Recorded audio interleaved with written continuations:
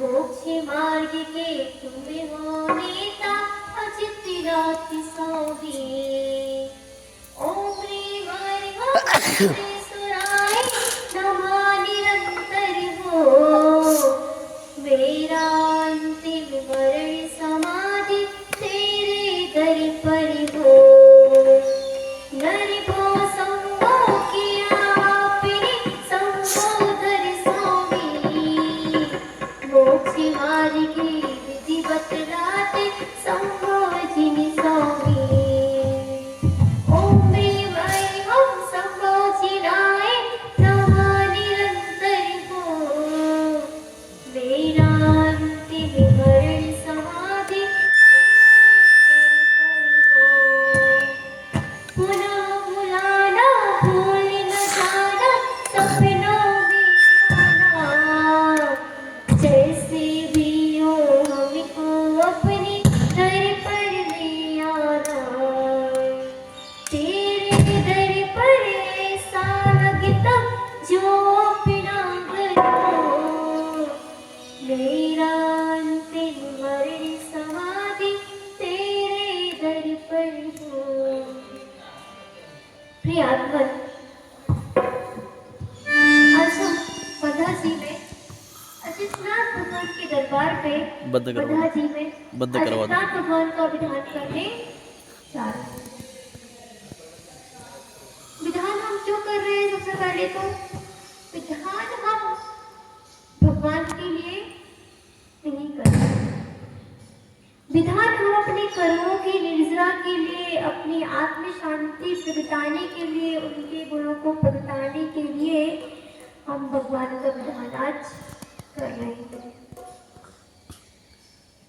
भगवान तो संसार ताप से विनाश गए, भगवान तो मोक्ष फल की प्राप्ति कर चुके हैं। अब हमें अर्घ चढ़ाकर, हमें विधान करके मोक्ष फल की प्राप्ति अब हम अपने लिए पाने के लिए हम ये विधान कर रहे हैं। हे अजितनाथ भगवान, मोक्ष मार्ग के प्रदाता, धर्म तीर्थ को चलाने वाले, हमें भी सद्बुद्धि देना। हम अल्पज्ञ हैं, हम आपकी भक्ति करने के लिए ओतप्रोत हो रहे हैं, क्योंकि हमसे भगवान की भक्ति करने नहीं आती है, फिर भी हम भगवान की भक्ति करने के लिए तत्पर हो रहे हैं। प्रिय आत्मन, धर्म को नहीं, चेतना को चाहो। अनादिकाल से हम जिनवाणी का रसपान ना करने की वजह हम आत्मा को नहीं पहचाना। जो पुद्गल द्रव्य का अभिनंदन करता है, तो पुद्गल द्रव्य उस जीव को चारों गतियों में भ्रमण कराता है।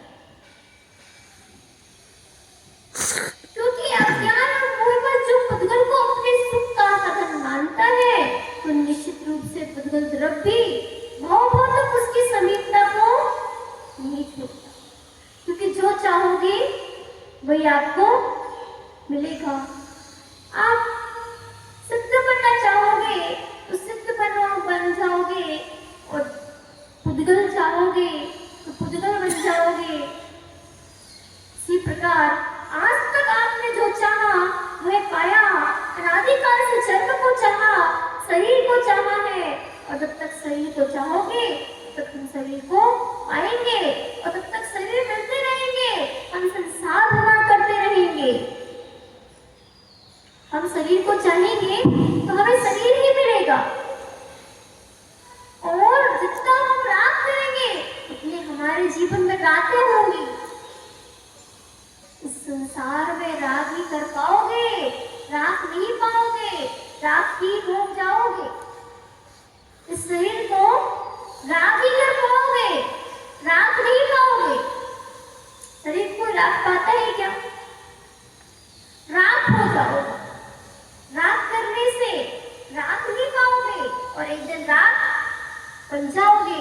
इतना खतरनाक है ये राग। जानने के लिए तो 3 लोग हैं, और छोड़ने के लिए 3 पदार्थ।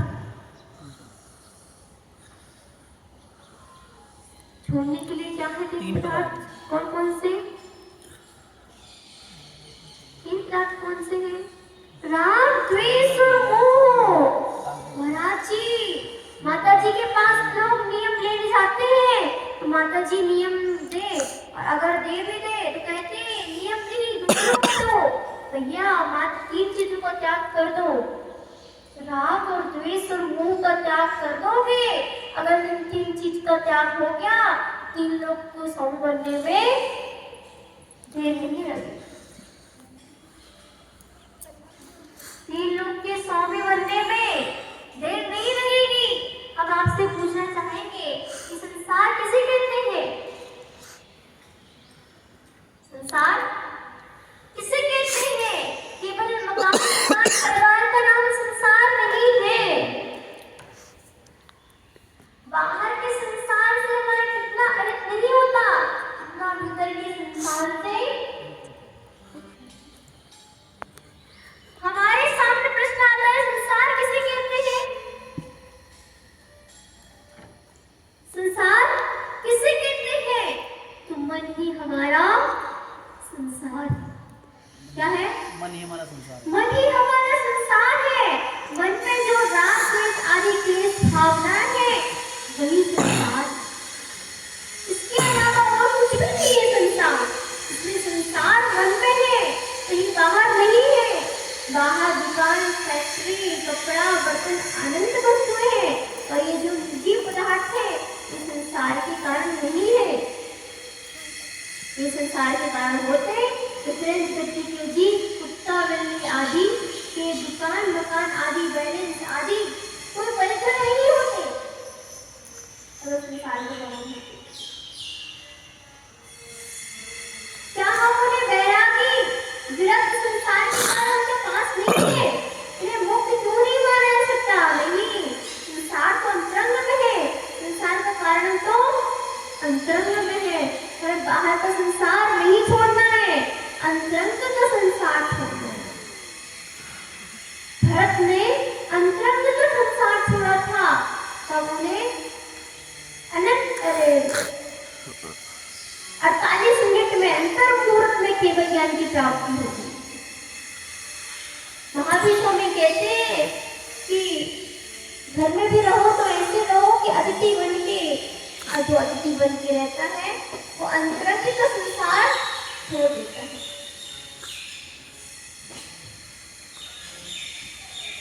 बाहर परिग्रह से रहे व्यर्थ मनस तो स्वभाव से है, किंतु अंतरंग परिग्रह छोड़ने में हम कोई समर्थ नहीं होते। प्लेटफॉर्म पर, पेड़ के नीचे, सड़क के किनारे अनेक व्यक्ति मिलते हैं जिनके पास ना घर है, ना मकान है, ना दुकान है, ना कोई बैंक बैलेंस है, केवल लंगोटी बांधे पड़े हैं। क्या वह निष्परिग्रही है? क्या निष्परिग्रह है? क्या नहीं है। परिग्रह अंतरंग परिग्रह है, भले कुछ नहीं है। क्या उन्हें विरक्त मानोगे, इंसानी मानोगे, तब तो यह सब दरिद्र निष्परिग्रह ही हो जाएंगे। नहीं भैया, ऐसा नहीं है। बाहर परिग्रह नहीं है, पर मन तो भरा है परिग्रह से। संसार में आप रहो लेकिन संसार में ना रहो। आप दुनिया में रहो लेकिन दुनिया आप में ना रहे। चित्त में भी संसार। आचार्य भगवान कहते हैं मन में जो मूर्छा भाव है वही संसार है। दरिद्र आदमी के पास कुछ भी नहीं है, मन में इतना बड़ा संसार है, सारी पृथ्वी मंडल निकल जाने की आकांक्षा है, तंदुल पक्षी की भांति। जल जंतु में एक बहुत बड़ा मगरमच्छ होता है, पर अपना भोजन करने के बाद, पेट भर जाने के बाद सो जाता है। सोते समय उसका मुंह खुल जाता है। अनेक मछलियां उनके मुंह से होकर अंदर जाती रहती हैं, और मगरमच्छ उनके ऊपर ध्यान नहीं देता, उन्हें खाता ही नहीं, सोता रहता है, और मगरमच्छ के कान में ही रहते हैं।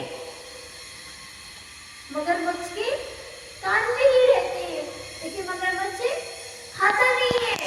और अनेक मछलियां उसके मुंह से जाती रहती है, और वह सोचता रहता है यदि एक बार मुंह बंद कर ले, अनेक मछलियां उसके मुंह में बंद हो जाएंगी, जिन्हें आराम से खा सकता है। इसकी जगह अगर मैं होता, सारी मछलियां को खाता अंदर खूब मछलियां खाने के भाव रहते हैं, इसलिए वह सातवें नरक जाता है। कौन सा? कमजोर वक्त का जीव सातवें नरक जाता है। क्यों?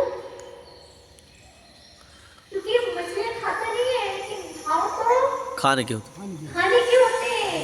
इसलिए एक सैनिक था, हाँ पुत्र मुनि बन गया।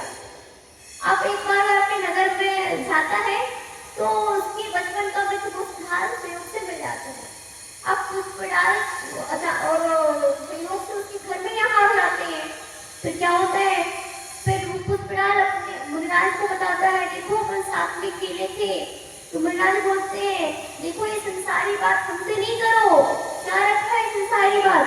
तो ये पुष्पलाल भी विरक्त हो जाता है और मुनिराज के साथ चला जाता है। एक दिन क्या हुआ, पुष्पलाल का चेहरा मुरझाया हुआ था। मुनिराज ने पूछा, क्या हुआ? पुष्पलाल ने बोला, मैं अपनी पत्नी को बता के नहीं आया, इतने दिन वर्ष हो गए दीक्षा लिए हुए, लेकिन अभी तक चिंता क्या है, मैं अपनी पत्नी को नहीं बताया। लेकिन बाहर से संसार छोड़ दिया, लेकिन अंदर संसार नहीं छोड़ा। बस अंदर संसार भरा हुआ है। हमें द्रव्य से बस मुनि नहीं बनना है, हमें भाव से भी मुनि बनना है। हमें भाव से ही दीक्षा लेनी है। द्रव्य से तो कोई भी मुनि बन जाएगा। एक बच्चे को भी खड़े कर देंगे तो नग्न वेश धारण कर लेगा तो वो मुनिराज कहलाएगा।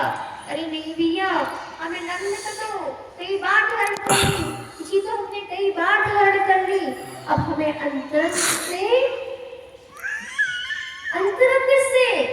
मुनि भेष धारण करके, अंतरंग से संसार को त्याग करके अब हमें मोक्ष मार्ग की ओर बढ़ना है और मोक्ष मार्ग में बढ़ के अपना केवल ज्ञान की प्राप्ति करके हमें संसार को त्यागना होगा।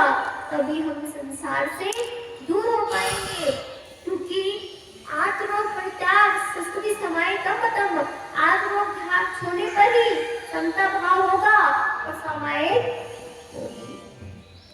12 साल से व्यक्ति आत्मरोग ध्यान में लगा रहा, लेकिन समता भाव न होने की वजह से समाये नहीं हुई। मुनिराज सोचने लगे कि 12 वर्ष चिंता में निकाल दिए, अब उसका स्थिरीकरण करना है। और ये तो सहायक में आत्मरोग ध्यान कर रहे थे, इसका उपाय करना होगा। कुछ सोचकर दूसरे दिन नगर में राजमहल में ठहराया। मैं रानी चेल्ला से मिलने जाता हूँ। चेल्ला उसकी माँ थी। माँ ने सोचा, इतने वर्ष बाद मेरे बेटे को मेरी याद आ गई, वह तो मुनिराज है। उन्होंने मुनिराज के साथ की तैयारी की, पर अब मन में एक बात अटक रही थी, मुनिराज राजमहल में क्यों आ रहे हैं? कहीं मन वापस गृहस्थी में तो नहीं लग गया? इस बात की परीक्षा भी करना चाहती थी। उन्होंने 3 आसन लगाए, 2 लकड़ी की और एक सोने चांदी की रत्न जड़ा देखना है। तो मुनिराज किस आसन पर बैठते हैं? मुनिराज आए, साथ में पुष्पलाल मुनि भी आ गए। परीक्षा कर रहे थे कि एक लकड़ी का आसन लगाना है और दूसरा सोने चांदी से रत्न जड़ित आसन लगाना है। मुनिराज आए, पुष्पलाल मुनि ने मुनिराज को सारा पहल दिखाया।